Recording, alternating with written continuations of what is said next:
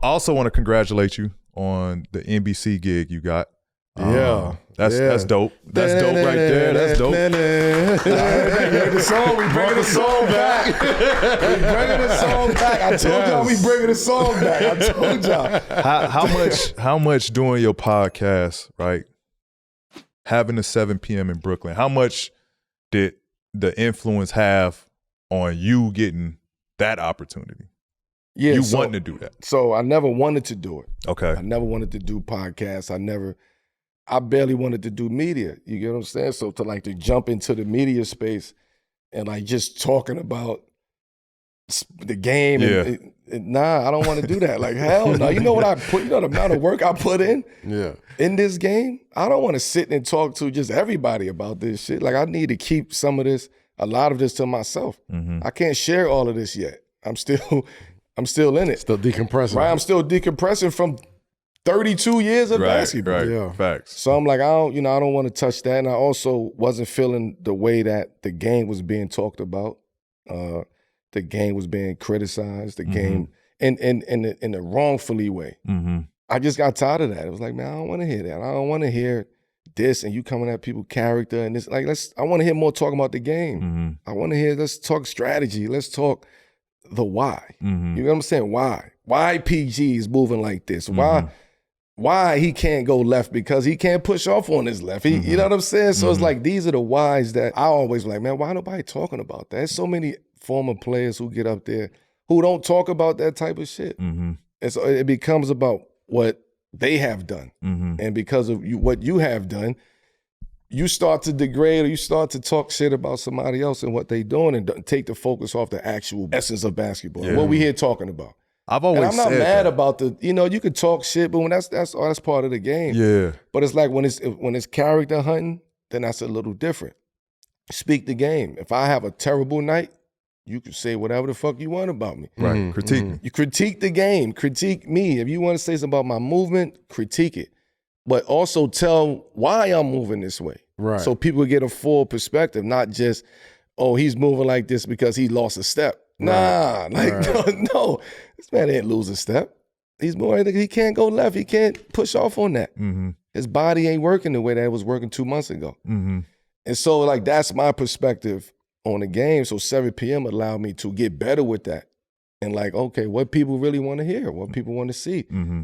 Commenting back, talking to the fans, talking to the community. They give me information. They let me know, oh shit, Melo doing this. Nah, Melo, I don't like that shit. And for me, I take that and I'll LOL. You know what I mean? All right, cool. Or lowercase LOL. But if I see something that I can utilize for my benefit, I'm like, oh, you know what? Nah, respect. Like, nah, I appreciate that. You know what I mean? Like, I needed that.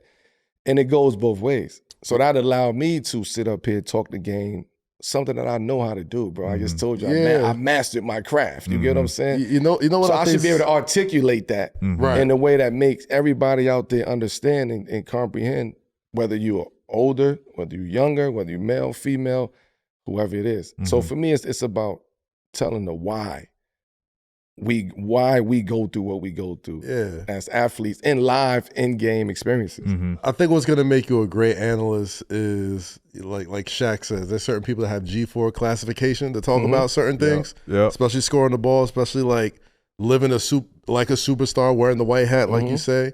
But on top of that, like, you're still very much in the field, right? Yeah, I'm in the field. It's more than just, it sounds simple, but it boils down to like, yo, Melo watches the game. Like, Melo breaks down why Cade Cunningham was so effective throughout the regular season and why the Knicks had to worry about the way they had to worry about it. Like, you'll actually break down why. You actually watch all of these games. And more importantly than that, the stars of today look to you for like sort of like, not just advice, but just being able to see the game in the way that they see it, man. Like, because a lot of people that speak the game today, no matter how much you watch the game, you've so far removed away from the game, even former players. So it's a lot of nuances of the game that you can't speak on.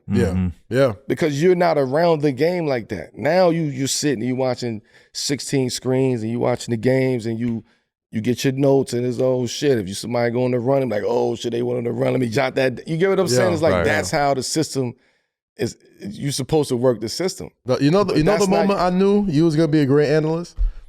The Olympics. During the Olympics, the semifinal game where the game got tight, and I see Steph. Like you'll say differently. I'll say what it looked like on TV. Steph, Braun, KD, everybody stopped listening to the coaches, and we just see you sticking up, calling plays out, calling ISOs. I'm just passionate about that. I'm passionate. Like Pete know that. Like I'm passionate. But that makes for great especially TV. film, and when you like film is something I love, champ. Like I love film, love basketball. I love studying the game. So those situations right there, nigga, I put myself in that. Yeah. Nigga, what the fuck? What we gonna do to get this mismatch right here? Right. We know where everybody's supposed to be at. We know watching KD that get joint, up top. They get to the watching that joint, I told myself I'd pay an extra, whatever the subscription fee is, to hook a microphone to whatever he's saying. Whatever he said in that moment. Because that's what everybody was looking at. And it's like, yo, that's what's honestly, going on. I felt like at that moment, the response that I received from that made me like, oh, you know what? Okay, I got to give back a little bit more. Yeah. And I remember having this conversation with KD one day. We was out in the city. He like, what you up to, man? What you gonna do, man? I'm like, man, I ain't fuck with that, man. I'm getting away from this shit. Like, you know what I'm saying? I ain't about to sit on the desk. I don't want nothing to do with that basketball shit. Yeah. And he like, what? Man, you put too much time in and work. That's what we do. Like, you can't just walk away from the shit. And I don't even think he understood what he did in that moment. And I was like, damn, I went back home. I was like, damn, word? Nah, I can't give it. I can't just give it. I can't just take it with me. You put too much into it. Yeah, like I put too much work into it. So now the conversation's just easier. I put the work in. I study the game. You know, I know all situations. It ain't nothing in the game that's going to happen that we haven't seen before. Would you take a front office position? Knicks come to you right now. Listen, Melo, we want you to be the president here. You know Taking that's a yes. You know that's a yes, dog. I would really have to, you got to really think about that, bro. Yeah. Like front office is tough. It's probably just, if not more pressure than actually being a player. It's tough, bro, because here's why I won't never be a coach. My passion for the game, right? Because I've been through every situation, and my passion for the game and the way I prepared for the game, the way I prepared for the game and thought the game and executed the game. For me to coach you, my standards are way too high. Yeah. You get what I'm saying? Yeah. So it's like I don't feel like I would be a really good coach because my passion for the game would get in the way. And I don't think anybody at that age, especially a younger age, would know how to accept that passion coming from me. Because I have to tap into, I'm competing now. And I got to tap into some whole other shit, the shit that I had to tap into as an athlete. Right. And I don't think you ready. Y'all not ready for that. So, the coaching shit I'm cool on. But front office, I would really have to have a really good team, man. Yeah. Like really good front office team, really good like numbers guy. Like I would have to build it like a team. You got to have your point guard. You got to really build that shit. I need my sixth man. So it's a yes. It's a yes somewhere in there. Right? It's a yeah. Long story short, nah, it depends on the situation though. Like somebody say, "Yo, Melo, like we really want you to come in here and have this situation and build this situation, and you put your team together with this situation, and we gonna rock with you for here's 5 years. Yeah, here's 5 years, but we can't question anything you do for 5 years. Then you good. I'm good. So more so like consulting. I'll consult first. Yeah. I consult now. And then lead towards, all right, I could run this. I consult now. It's consulting to me is this conversation. Like people like, yo, why you talking to Cade Cunningham? Like the nigga saying, yo, why you dapping him up? I was like, not during the playoffs, man. Said, it's just the fact. I understand New York. Like I'm New York, so that's not going nowhere. Like my love and respect and passion for that is different. But even as somebody who feel like they're a staple in this game of basketball, like if I see a young guy, that's what we're supposed to do.